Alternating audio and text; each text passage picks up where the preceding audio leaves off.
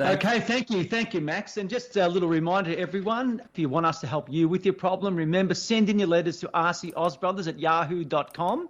We can organise a phone link up with that request if you so wish. Remember also to like and subscribe and tell all your friends about the channel. We want this to grow. We feel that we're doing important work, and we would like our channel to grow.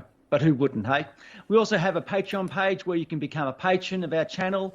So thank you, Max, for that great letter. And listeners, I hope you're enjoying it. Very well said. I love the way you say that. Would you like to read out the next letter? Dear Phil and Max, recently I went on a fasting regimen with my roommate. He's a top dude and we're tight, and the fasting lasted 4 days. I cheated on the third day and didn't tell him.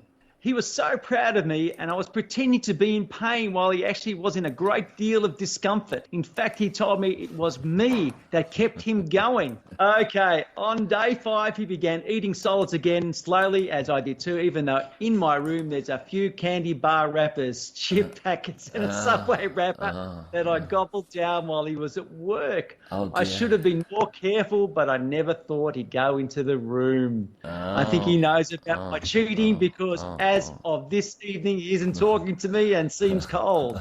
He's not the best communicator, nor am I. We have been friends for about 3 years now, but I think this might change everything. Do I tell him I cheated, or do I wait for him to say something, as I am hanging on the possibility that the dude doesn't know? Signed, Apex 72 Runaway. What you're saying is that this person has said that they have agreed to go on a hunger fast for 4 days or 5 days, and they cheated, and they scoffed fast food and chocolate bars and hid it, and their roommate is suspicious that they cheated. Yes. It seems a trivial thing to... It's not trivial. Why do you say it's trivial? I think if he's worried about that, their friendship is now gone because of a fasting issue. It seems a bit, I don't know, like maybe you weren't friends in the first place, to be quite honest, if it's going to be that bad. Why don't you just come out and be honest about it and get on with your friendship? Or, you know, if he's not happy about it. I see what you're saying. A different angle. Yeah. Gotcha. I'm not trivialising their friendship. I'm not trivialising. I was actually focusing on the process. I was focusing on eating the fast food and how he was being a bit of a liar or whatever. But what you're saying is, even so, it doesn't matter. When you're looking at the bigger picture, it doesn't matter. It shouldn't wreck a friendship because you just be honest. You know? Okay. It shouldn't wreck a friendshend. But if it does, well, that's his problem. You know, you just be honest with him. And can say, look, I cheated. I didn't like it.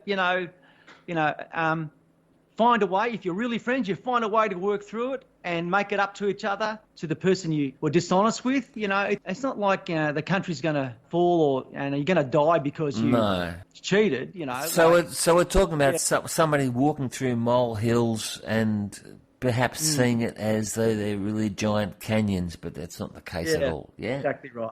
And apologise. You know, there's no shame in apologising if you've done something wrong. You know, what it does do is that you realise, oh, look, you know, I made a mistake and I'll be better for it, admitting to it rather than keeping it a secret. You know, just come out and say it and tell the truth. I think what you say is come clean and the truth will set you free and all those things, and they're right.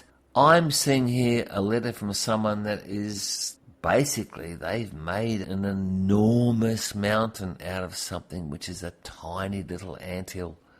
It doesn't matter, big deal. Okay, you tell your fat mate, I cheated, big deal, press on, pay the rent, eat good food, get fat, get thin, who cares?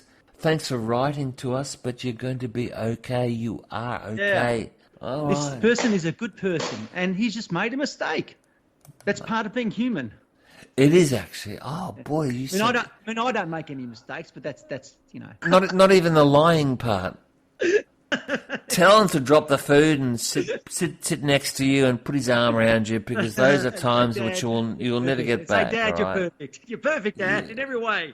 Even though his nose will grow so long, because he's like Pinocchio, it'll need trainer wheels at the end of it, but that's okay.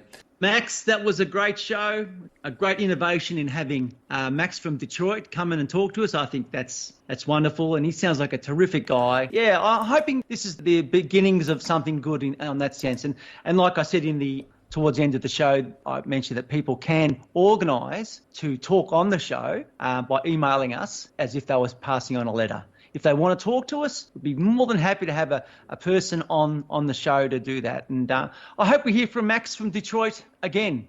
He sounds like he's a terrific guy, and he's concerned about the world around him. And there are a lot of things that are happening in the United States at the moment which must be concerning him, and our thoughts are with him. And I hope that the country itself, I have family in the country myself, and I hope that that America finds its way through this. It's a very difficult time for them, and I must say his letter probably struck me as being very pertinent. I think it's in the climate that we're in. Yeah. So thank you, Max from Detroit.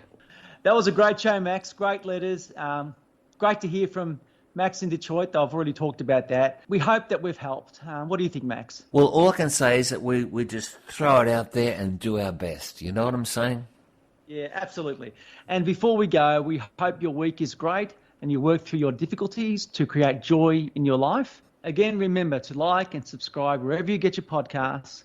Tell your friends all about us. We also have a Patreon page, as I've mentioned before. And finally, whoever you are, wherever you are, be kind to others, but particularly be kind to yourself. You're listening to Ask the Oz Brothers. See you next week.